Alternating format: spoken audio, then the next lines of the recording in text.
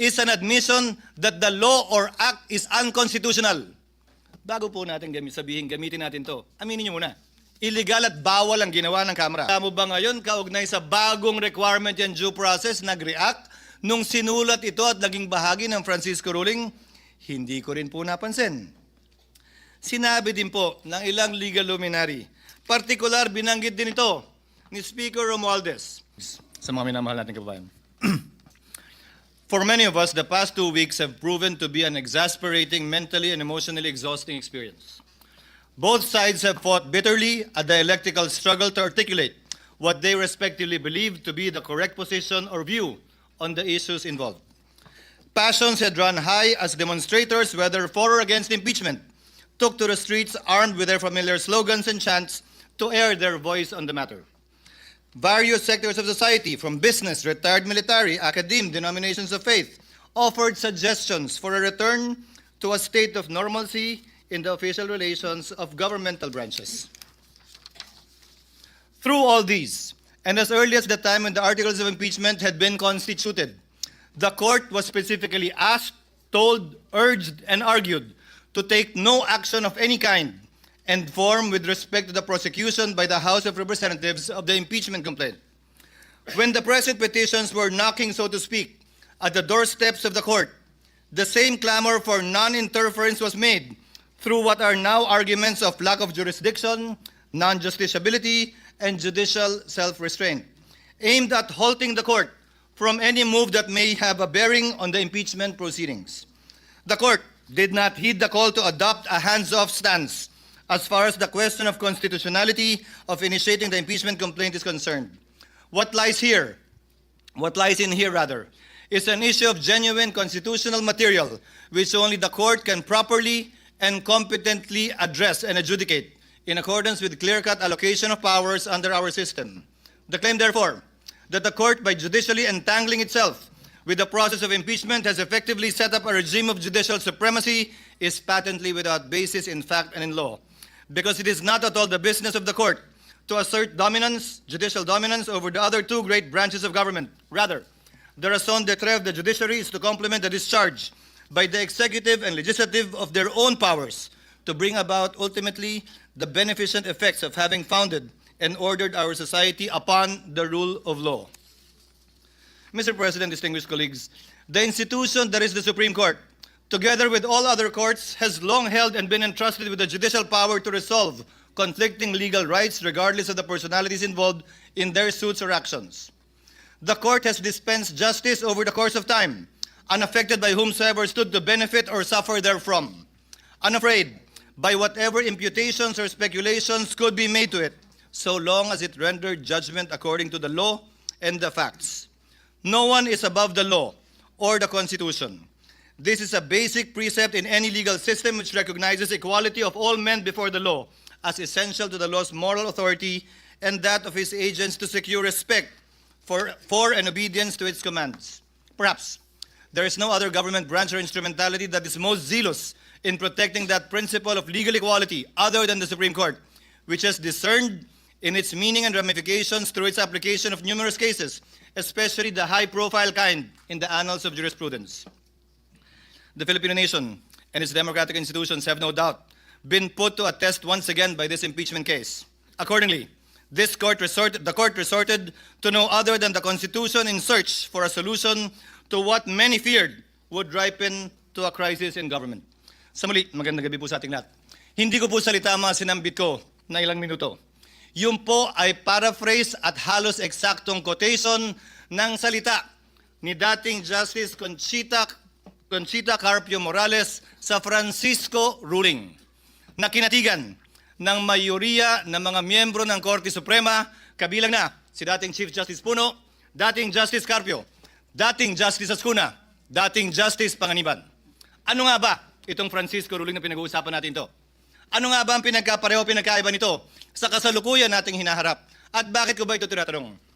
Ginoong Pangulo, bahagi ako ng Kongresong nagtangka na i-impeach si dating Chief Justice Davide. Bakit ko sinabing tangka? Dahil pinigilan po kami ng Korte Suprema. In-enjoin at nag-issue ng TRO ang Korte Suprema at ito yung desisyong yun. Francisco, case na palaging sinasite po natin. Ano bang pinagkapareho? Ang aligasyon laban sa nasasakdal noon na si Chief Justice Davide, kaugnay din ng corruption. Daang milyon din. Ang pinag-usapan, initiation of impeachment na dapat sole prerogative din ng Kamara. Ang pinag-usapan, ano bang definisyon ng initiation na dapat sole jurisdiction din ng Kamara? Ang tanong ko po ay simple. Noong mga panahong yun, nasaan po lahat na nagrereklamo ngayon at nagko-question sa desisyon ng Korte Suprema? Yung mga mahistradong nagko-question ngayon na retirado na, bumoto sila pabor doon. Subalit ngayon, tila nag-iba ang posisyon. Ano nga ba ang pinagkaiba kung meron man? Klaro ang pinagkaiba. Iba ang pangalan ng nasasakdal. Today, Mr. President, distinguished colleagues, the very supremacy of the Supreme Court is being called into question, and with it, the very foundation of the rule of law. As Senate President and as a member of this chamber and as a member of the bar, I will not sit idly by and allow this. At stake is the very idea that justice should be governed by laws that apply to all, equally to all, rather than the whims and caprices of public opinion. As Justice Frankfurter once said, if one man can be allowed to determine for himself what is law, every man can. That means first chaos, then tyranny. Legal process is an essential part of democratic process. Whether it's a mob or a minority, bias and prejudice blinds, divides, and destroys. Former U.S. Supreme Court Justice Sandra Day O'Connor also said it best. The law provides necessary continuity amidst our constantly shifting political landscape. It guarantees everyone will be treated equally, whether they are in today's or yesterday's majority, so they know what to expect, whether what they do is popular or unpopular at that time. The courts, Mr. President, with the Supreme Court at the helm, are the guardians of the rule of law, making sure everyone plays by the same rules and receives equal justice. For the rule of law to prevail, the High Court must act as a compass, not as a political cheerleader, impartially applying the law by calling out violations, not swayed by public opinion or political allegiance. Respect for the rule of law, Mr. President, requires all of us to adhere to final or immediately executory decisions of the court, even when there is a winner and a loser, to avoid deadlocks and maintain legal order. Respect for the rule of law does not bar disagreeing with court decisions, nor from forming our own opinions on the meaning and intent and letter of the spirit of the Constitution. However, we must also have the humility to accept when we are wrong once the Supreme Court has already decided. Respecting the court only when you win or when it aligns with your belief is not respect for me. It is plain arrogance or if at all, a power play. Cherry-picking court rulings destroys the judiciary's purpose. Disobeying the High Court's decision is a violation of the law because under our Constitution, decisions of the Supreme Court form part of the law of the land. I made these remarks, Mr. President, amidst recent calls for this august body to disregard the Supreme Court's recent ruling in Duterte v. HOR. These calls for judicial disobedience have been aided and abetted by so-called legal luminaries and experts who fancy their wisdom and knowledge of the Constitution as better, higher, more supreme than that of the Supreme Court. Miyembro po ba sila ng Supremist Court? Miyembro po ba sila ng Super Supreme Court? Sa pagkakaalam ko po, iisa lamang ang Korte Suprema. At ayon sa ating konstitusyon, Korte Suprema ang bukod tanging pwedeng makapagsabi kung ano ang kahulugan ng ating saligang batas. Walang iba. Allow me to demonstrate, for example, Mr. President, the legal gymnastics these people have been undertaking. In the past, and I have borne the brunt of this, sabi nila, forthwith ang sinabi sa Senado, ibig sabihin yan agad-agad. Despite the rulings of the Supreme Court that say it is within a reasonable time. Pero doon na tayo sa agad-agad. Sabi ng rules ng House, dapat i-refer ng SecGen immediately sa Speaker. 2 buwan bago niya ginawa yon. Oh, okay lang sa kanila. Di naman sila nagreklamo. Immediately po ang gamit ha. Hindi forthwith. Sabi naman ngayon ng Korte Suprema, immediately executory. Ay, teka lang. Hintayin muna natin. Hindi pa final. Kapag ka-convenienteng gamitin yung mga salita pabor sa posisyon nila, edi okay lang. Kapag ka hindi naman, ay hindi rin. Hindi po ganun dapat yon. Hinihiling nila ngayon sa Senado na ipagpaliban muna ang anumang aksyon para intayin ang anumang desisyon ito kaugnay sa motion for reconsideration na inihain ng Kamara sa Korte Suprema. Subalit tulad ng naipaliwanag na kanina kaugnay ng motion na pinagbobotohan natin ngayon, kung magbago man ang Korte Suprema sa kanilang desisyon na unanimous noong July 25, 2025, meron pong paraan at proseso pa ang Senado para sundin ang bagong desisyon yan ng Korte Suprema kung sakasakaling mangyayari po yan. In the past, it was also said, nauna nagsalita si Senator Bato, bawal daw at walang karapatan mag-motion ang sino mang senator judge. Dahil trabaho daw ng depensa yon. Bakit yung mga parehong tao yung pinag-uusapan? Dapat maghain tayo ng motion for reconsideration. Hindi ba trabaho din ng prosecution yon? Hindi naman po pwede na pwede lang pag kayo, hindi na pwede pag iba. Now the prosecution has actually filed a motion for reconsideration, and rightfully so, and not by this chamber. Noon nung bumoto kami para i-remand ang impeachment complaint sa Kamara, pinapaboran daw namin yung nasasakdal. Sinabi ko na rin yan, na yung kontra sa impeachment at pabor sa impeachment, hindi ko didinggin. Na yung kontra at pabor kay Vice President Sara Duterte, hindi ko didinggin. Dahil may rason kung bakit babaeng nakapiring ang mata ang simbolo ng ating hustisya na humahawak ng espada sa kabilang kamay at panimbang sa kabilang kamay. Dahil wala po dapat kinikilala ang hustisya na personalidad. Sino man ang nasasakdal, dapat pareho lamang po ang ating mga magiging desisyon. Sabi din nila, will of the people daw ito. Sino ba si people? Balikan po natin ang naging desisyon ng Korte Suprema. Ayon sa desisyon ng Korte Suprema sa panunulat ni Justice Malcolm sa Alejandrino versus Manuel Quezon, pinag-aaralan po ito ng mga first-year law students. Quote, the judiciary under its powers to interpret the Constitution and the laws has the duty and the right to declare what the will of the people is as expressed in the fundamental law of the land.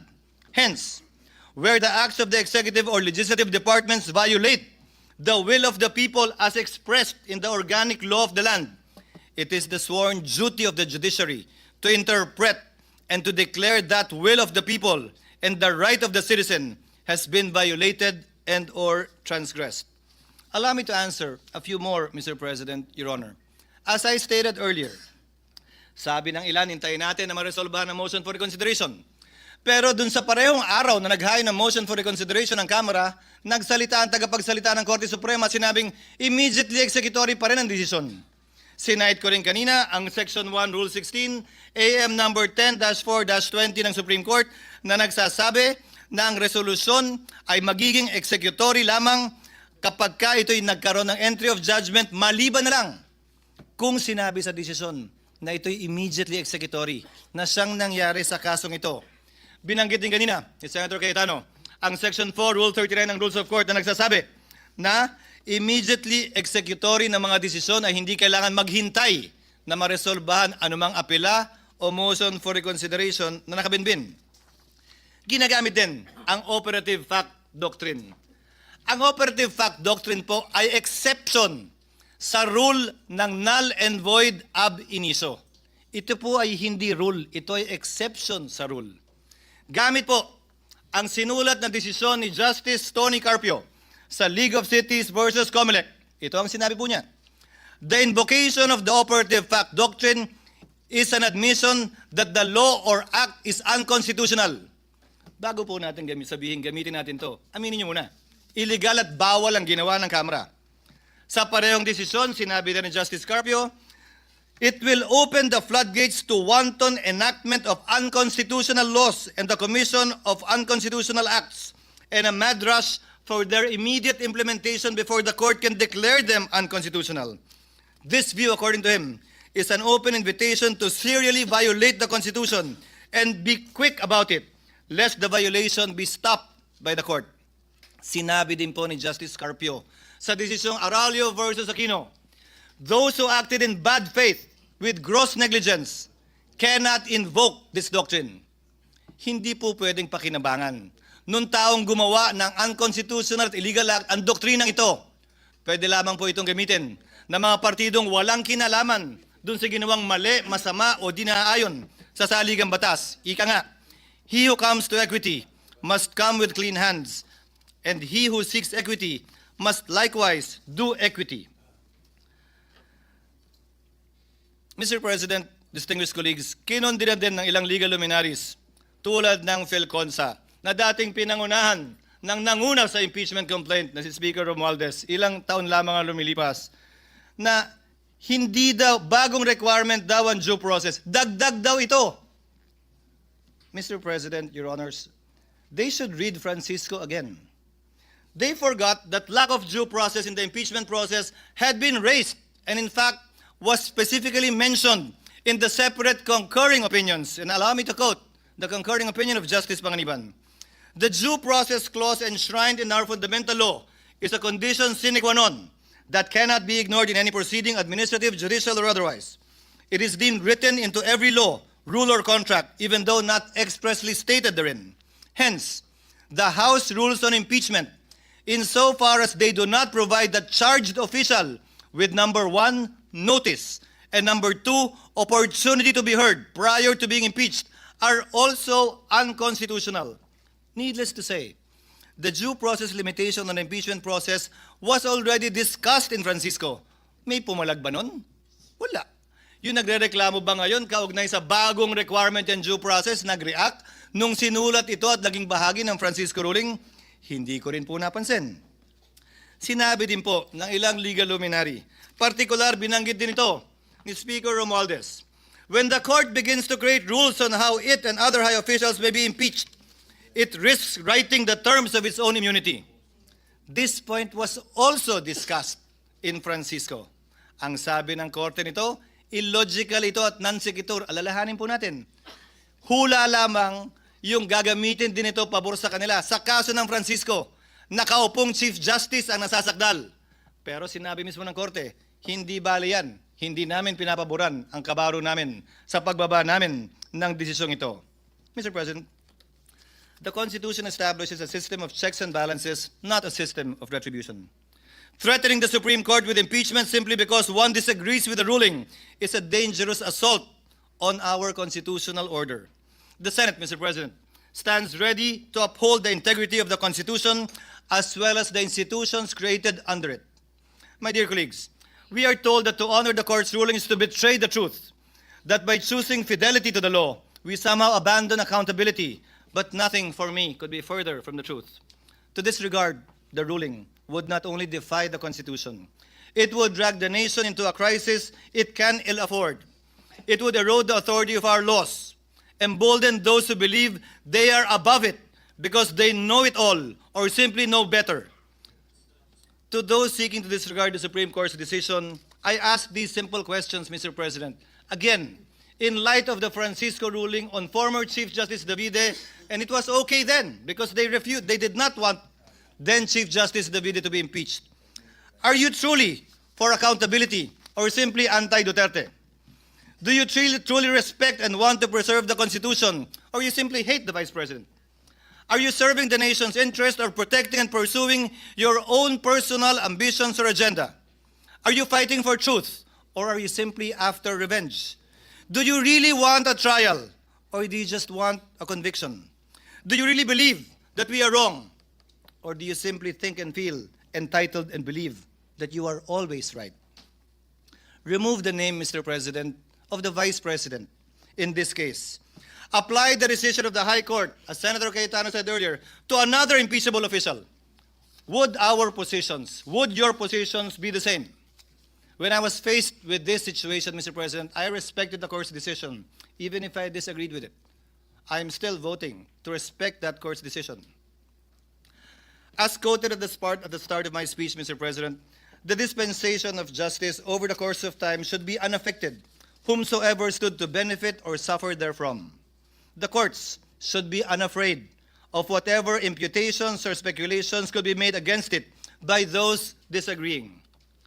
I will not cast a vote that says complying with the Supreme Court ruling is optional. Anyone who will say, I will respect the Supreme Court today and condemn it tomorrow, is not showing fidelity to the Constitution. It is submission to the passions of the day, to the shifting winds of public sentiment that may or may not be just. Fidelity to the Constitution, Mr. President, must prevail even when it is unpopular, inconvenient, or misunderstood. In fact, Mr. President, distinguished colleagues, it must prevail especially when it is unpopular, when it is inconvenient and misunderstood. Finally, Mr. President, let today's verdict be a stern and unequivocal warning to anyone who would dare use the Senate for their personal battering ram to further their personal political ambitions. To the House of Representatives, I say, do not allow yourselves to be used for the blind hatred and ambition of a few who did things haphazardly, gravely abused their discretion, and violated due process rights under the Constitution as found by the High Court itself. In spite of all these, you expect everyone to roll over in obedience. When we did not, you moved hell and high water to destroy personalities, malign reputations, and tarnish institutions. To these people, I say this: the Senate is not your playground to run after your political enemies. We are not an accomplice in any grand scheme. While others may be willing to play your game, I am not. I will never bow to a mob. I will never cower to the shrillest of voices. Let history, Mr. President, record that in this moment, we chose the Constitution. We chose the rule of law by defending the integrity of the Supreme Court and maintaining the system of checks and balances under our Republican system of government. Let this chamber be remembered, not for the passions we inflamed, but for the principles we upheld. I vote yes to the motion, Mr. President. I vote yes to the rule of law, yes to the Constitution, yes to the supremacy of the Supreme Court in interpreting it. Thank you, Mr. President. Thank you, Senate President.